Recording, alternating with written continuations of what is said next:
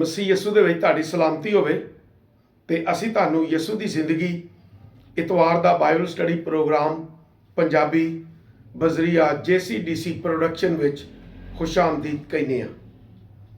ਤੇ ਮੈਂ ਪਾਦਰੀ ਅਮਜਦ ਇਮਤਿਆਜ਼ ਤੁਹਾਡੇ ਕੋਲ ਖੁਦਾ ਦਾ ਕਲਾਮ ਲੈ ਕੇ ਹਾਜ਼ਰ ਹੋਇਆ। ਤੇ ਅੱਜ ਅਸੀਂ ਮੱਤੀ 5 ਬਾਬ ਦੇ ਵਿੱਚੋਂ 10 ਕੁਵਾਰੀਆਂ ਤੇ ਗੱਲ ਕਰਾਂਗੇ। ਖੁਦਾ ਦੇ ਕਲਾਮ ਦੇ ਵਿੱਚ ਯਿਸੂ ਮਸੀਹ ਨੇ ਤਮਸੀਲ ਦਿੰਦਿਆਂ ਹੋਇਆਂ ਗੱਲ ਕੀਤੀ ਤੇ ਕਹਿੰਦੇ ਨੇ ਕਿ ਉਦੋਂ ਅਸਮਾਨ ਦੀ ਬਾਦਸ਼ਾਹੀ ਉਸ 10 ਕੁਵਾਰੀਆਂ ਦੀ ਮਾਨਦ ਹੋਏਗੀ। 10 ਕੁੜੀਆਂ ਕੁਵਾਰੀਆਂ ਜਿਹੜੀਆਂ ਖੂਬਸੂਰਤ। ਅਸੀਂ ਜਦੋਂ ਇਹ ਕੁਵਾਰੀਆਂ ਦੀ ਗੱਲ ਕਰਨੇ ਆ ਤੇ ਇਹ ਸਮਝ ਆਉਂਦੀ ਏ ਕਿ ਯਿਸੂ ਮਸੀਹ ਨੇ ਕਲੀਸਿਆ ਨੂੰ ਆਪਣੀ ਦੁਲਹਨ ਕਿਹਾ ਹੈ।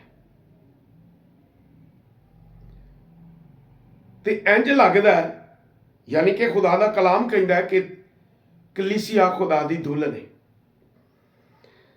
ਤੇ ਦੁਲਹਨ ਆਪਣੇ ਆਪ ਨੂੰ ਤਿਆਰ ਕਰਦੀ ਹੈ ਤੇ ਇੰਜ ਤਿਆਰ ਕਰਦੀ ਹੈ ਦੂਲੇ ਲਈ ਕਿ ਜਿਵੇਂ ਅੱਜ ਦੀਆਂ ਕੁੜੀਆਂ ਕਿਸੇ ਬਿਊਟੀ ਪਾਰਲਰ ਤੇ ਜਾ ਕੇ ਤਿਆਰ ਹੁੰਦੀਆਂ ਨੇ, ਇਸ ਲਈ ਕਿ ਦੁਲਾ ਆ ਰਿਹਾ ਹੈ।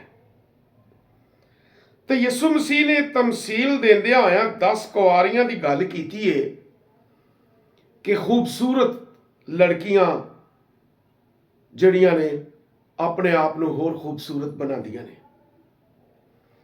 ਤੇ ਇਸੇ ਤਰ੍ਹਾਂ ਹੀ ਉਹਨੇ ਕਲੀਸਿਆ ਦੀ ਗੱਲ ਕਰਦਿਆਂ ਹੋਇਆਂ ਇਹ ਸਮਝਾਈ ਇਹ ਗੱਲ ਸਾਨੂੰ ਕਿ ਕਲੀਸਿਆ ਬਾਰ-ਬਾਰ ਜਦੋਂ ਤਿਆਰ ਹੁੰਦੀ ਹੈ, ਬਾਰ-ਬਾਰ ਤੋਂ ਮੇਰੀ ਮੁਰਾਦ ਰੂਲ ਕੁਸ ਤਿਆਰ ਕਰਦਾ ਹੈ, ਕਿਉਂਕਿ ਰੂਲ ਕੁਸ ਖੁਦਾ ਦੇ ਕਲਾਮ ਦੇ ਨਾਲ ਇਨਸਾਨ ਨੂੰ ਸਾਫ਼ ਕਰਦਾ ਹੈ। ਤੇ ਜਦੋਂ ਕਲਾਮ ਨਾਲ ਧੁਲਦਾ ਹੈ ਇਨਸਾਨ ਤੇ ਉਹ ਸਾਫ਼ ਹੁੰਦਾ ਹੈ। ਤੇ ਰੂਲ ਕੁਸ ਯਾਨੀ ਕਿ ਖੁਦਾ ਦੇ ਕਲਾਮ ਦੇ ਨਾਲ ਜਦੋਂ ਕਿਸੇ ਨੂੰ ਤਿਆਰ ਕਰਦਾ ਹੈ ਤੇ ਉਹ ਇੱਕ ਖਾਸ ਚੀਜ਼ ਬਣਦਾ ਹੈ। ਇਸ ਲਈ ਕਿ ਯਿਸੂ ਮਸੀਹ ਨੇ ਕਿਹਾ ਕਿ ਇਸ ਤਰ੍ਹਾਂ ਦੀ ਦੁਲਹਨ ਚਾਹੀਦੀ ਹੈ ਜਿਹਦੇ 'ਚ ਕੋਈ ਦਾਗ ਝੁਰੀ ਨਾ ਹੋਵੇ, ਜਿਹਦੇ ਅੰਦਰ ਕੋਈ ਮੈਲ ਨਾ ਹੋਵੇ, ਜਿਹਦਾ ਚਿਹਰਾ ਸਾਫ਼ ਤੇ ਸੋਹਣੀ ਤੇ ਖੂਬਸੂਰਤ ਹੋਵੇ। ਤੇ ਕੁਵਾਰੀਆਂ ਦੀ ਗੱਲ ਕੀਤੀ ਗਈ ਹੈ। ਹੁਣ 10 ਕੁਵਾਰੀਆਂ ਨੇ ਤੇ 10 ਕੁਵਾਰੀਆਂ ਦੇ ਵਿੱਚੋਂ ਵੀ ਵੰਡ ਪਾਈ ਏ ਤੇ ਖੁਦਾਵੰਦ ਕਹਿੰਦਾ ਕਿ ਇਹਦੇ ਚੋਂ 5 ਬੇਵਕੂਫ ਸਨ ਤੇ 5 ਅਕਲਮੰਦ ਸਨ। ਅੱਜ ਅਸੀਂ ਇਸ ਤਮਸੀਲ ਦੇ ਵਿੱਚੋਂ ਸਿਰਫ ਵੰਡ ਦੀ ਗੱਲ ਕਰਾਂਗੇ ਤੇ ਕੁਵਾਰੀਆਂ ਦੀ ਗੱਲ ਕਰਾਂਗੇ ਤੇ ਖਾਸ ਜਿਹੜੇ ਚੁਣੇ ਹੋਏ ਨੇ ਉਹਨਾਂ ਦੀ ਗੱਲ ਕਰਾਂਗੇ। ਬਾਕੀ ਅਸੀਂ ਅਗਲੇ ਪੈਗਾਮ ਦੇ ਵਿੱਚ, ਅਗਲੀ ਵੀਡੀਓ ਦੇ ਵਿੱਚ ਇਹਨੂੰ ਖੋਲਾਂਗੇ ਤੇ ਅਸੀਂ ਸਮਝਾਂਗੇ।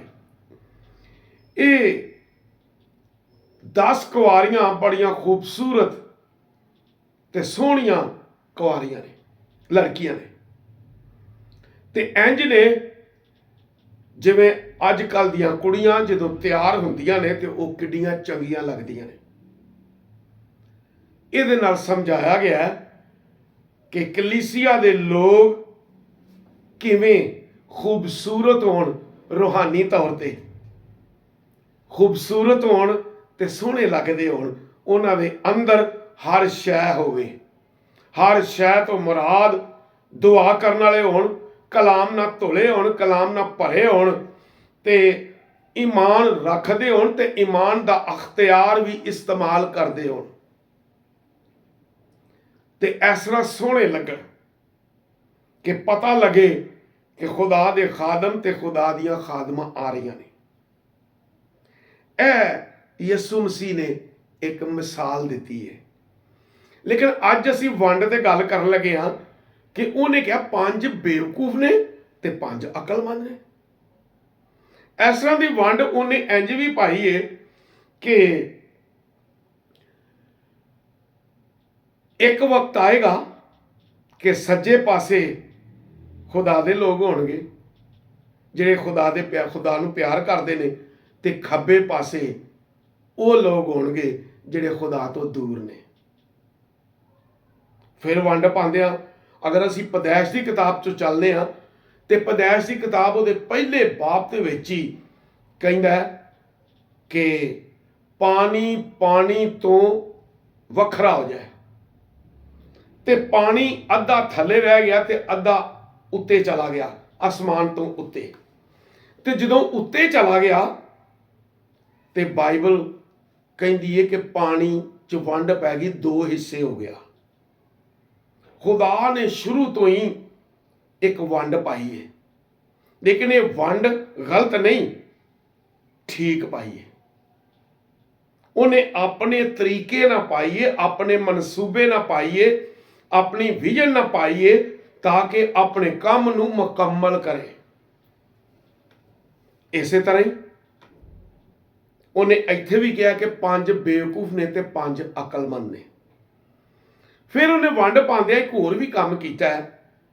ਯਿਸੂ ਮਸੀਹ ਨੇ ਮਿਸਾਲ ਦਿੱਤੀ ਅਖੀਰੀ ਵੇਲੇ ਦੀ, ਤੇ ਆਂਦਾ ਦੋ ਬੰਦੇ ਪੈਲੀਆਂ 'ਚ ਕੰਮ ਕਰਦੇ ਹੋਣਗੇ, ਇੱਕ ਲੈ ਲਿਆ ਜਾਏਗਾ ਤੇ ਦੂਜਾ ਛੱਡ ਦਿੱਤਾ ਜਾਏਗਾ। ਵੰਡ ਪੈ ਗਈ। ਫਿਰ ਆਂਦਾ ਅੱਛਾ, ਦੋ ਔਰਤਾਂ ਚੱਕੀ ਪੀ ਰਹੀਆਂ ਹੋਣਗੀਆਂ, ਯਾਨੀ ਆਟਾ ਬਣਾਉਣ ਦੀਆਂ ਹੋਣਗੀਆਂ, ਪੀ ਕੇ ਕਣਕ ਪੀਣ ਦੀਆਂ ਹੋਣਗੀਆਂ, ਜਿਹਦੇ ਨਾਲ ਆਟਾ ਤਿਆਰ ਹੁੰਦਾ ਹੈ। ਤੇ ਯਿਸੂ ਮਸੀਹ ਆਂਦੇ ਨੇ ਕਿ ਦੋ ਔਰਤਾਂ ਚੱਕੀ ਪੀਣ ਦੀਆਂ ਹੋਣਗੀਆਂ, ਇੱਕ ਲੈ ਲਈ ਜਾਏਗੀ, ਇੱਕ ਛੱਡ ਦਿੱਤੀ ਜਾਏਗੀ। ਯਾਨੀ ਵੰਡ ਹੀ ਪਈ ਹੈ। ਖੁਦਾ ਦਾ ਪਲਾਨ ਕੀ ਹੈ, ਖੁਦਾ ਦਾ ਮਕਸਦ ਕੀ ਹੈ। ਅਸੀਂ ਫਿਰ ਅਗਰ ਪੈਦਾਇਸ਼ ਦੀ ਕਿਤਾਬ ਚਾਹੁੰਦੇ ਹਾਂ ਤੇ ਇਬਰਾਹਿਮ ਨਾਲ ਖੁਦਾ ਗੱਲ ਕਰਦਾ। ਇਬਰਾਹਿਮ ਨੂੰ ਖੁਦਾ ਕਹਿੰਦਾ ਇਹ ਮੇਰਾ ਦੋਸਤ ਹੈ। ਇੰਨੀ ਦੋਸਤੀ ਤੇ ਇੰਨੀ ਯਾਰੀ ਹੈ ਖੁਦਾ ਦੀ ਇਬਰਾਹਿਮ ਨਾਲ। ਤੇ ਇਬਰਾਹਿਮ ਬੜਾ ਮਾਯੂਸ ਹੈ, ਬੜਾ ਪਰੇਸ਼ਾਨ ਹੈ। ਤੇ ਖੁਦਾ ਜਦੋਂ ਉਹਦੇ ਵੱਲ ਵੇਂਦਾ ਤੇ ਖੁਦਾ ਉਹਨੂੰ ਕਹਿੰਦਾ ਅੱਛਾ ਇਬਰਾਹਿਮ ਆ ਮੇਰੇ ਨਾਲ, ਤੇ ਉਹਨੂੰ ਸਮੁੰਦਰ ਦੇ ਕਿਨਾਰੇ ਲੈ ਗਿਆ ਤੇ ਆਂਦਾ ਇੱਥੋਂ ਰੇਤ ਫੜ। ਜਦੋਂ ਉਹਨੇ ਰੇਤ ਫੜੀ, ਰੇਤ ਵੱਲ ਵੇਖਿਆ ਤੇ ਖੁਦਾ ਕਹਿੰਦਾ ਇਹ ਰੇਤ ਨੂੰ ਗਿਣ ਸਕਦਾ? ਉਹਨੂੰ ਵੇਖ ਕੇ ਤੇ ਆਂਦਾ ਨਹੀਂ, ਮੈਂ ਨਹੀਂ ਗਿਣ ਸਕਦਾ। ਤੇ ਖੁਦਾ ਕਹਿੰਦਾ ਇੰਜ ਤੇਰੀ ਔਲਾਦ ਹੋਏਗੀ, ਇੰਨੀ ਤੇਰੀ ਔਲਾਦ ਹੋਏਗੀ, ਤੇਰੇ ਕੋਲ ਗਿਣੀ ਨਹੀਂ ਜਾਏਗੀ। ਫਿਰ ਪਤਾ ਹੀ ਕਰਦਾ, ਖੁਦਾ ਕਹਿੰਦਾ ਅੱਛਾ ਅਸਮਾਨ ਨਾਲ ਵੇਖ, ਅਸਮਾਨ ਦੇ ਤਾਰੇ ਵੇਖ, ਗਿਣ ਸਕਣਾ? ਕਹਿੰਦਾ ਮੈਂ ਨਹੀਂ ਗਿਣ ਸਕਦਾ। ਕਹਿੰਦਾ ਜੇ ਤੂੰ ਗਿਣ ਨਹੀਂ ਸਕਦਾ ਨਾ ਤੇ ਤੇਰੀ ਔਲਾਦ ਇੰਨੀ ਹੋਏਗੀ ਜਿਹੜੀ ਗਿਣੀ ਨਹੀਂ ਜਾਏਗੀ। ਇੱਥੇ ਵੀ ਖੁਦਾ ਨੇ ਵੰਡ ਪਾਤੀ ਹੈ, ਕੋਈ ਥੱਲੇ ਤੇ ਕੋਈ ਉੱਤੇ, ਯਾਨੀ ਕੋਈ ਥੱਲੇ ਤੇ ਕੋਈ ਉੱਤੇ। ਖੁਦਾ ਨੇ ਵੰਡ ਪਾ ਕੇ ਗੱਲਾਂ ਸਮਝਾਈਆਂ ਨੇ ਕਲਾਮ ਦੀਆਂ। ਤੇ ਅੱਜ ਮੈਂ ਵੰਡ ਤੇ ਗੱਲ ਕਰਨ ਰਿਹਾ ਸਾਂ, ਤੇ ਅਸੀਂ ਅਗਲੀ ਵੀਡੀਓ ਦੇ ਵਿੱਚ ਇਹਦੇ ਨੂੰ ਹੋਰ ਖੋਲਾਂਗੇ। ਤੇ ਮੈਂ ਇਹ ਦੱਸਣਾ ਚਾਹੁੰਦਾ ਕਿ ਖੁਦਾ ਕਿਵੇਂ ਵੰਡ ਪਾ ਕੇ ਕਲਾਮ ਨੂੰ ਲੋਕਾਂ ਨੂੰ ਸਮਝਾਉਂਦਾ ਕਲਾਮ ਨਾਲ। ਤੇ ਮੈਂ ਇਹਦਾ ਅਗਲਾ ਹਿੱਸਾ ਫਿਰ ਬਿਆਨ ਕਰਾਂਗਾ, ਤੇ ਮੈਂ ਉਮੀਦ ਕਰਨਾ ਕਿ ਤੁਸੀਂ ਅਗਲਾ ਹਿੱਸਾ ਵੀ ਜ਼ਰੂਰ ਵੇਖੋਗੇ। ਖੁਦਾ ਤੁਹਾਨੂੰ ਬਰਕਤ ਦੇਵੇ।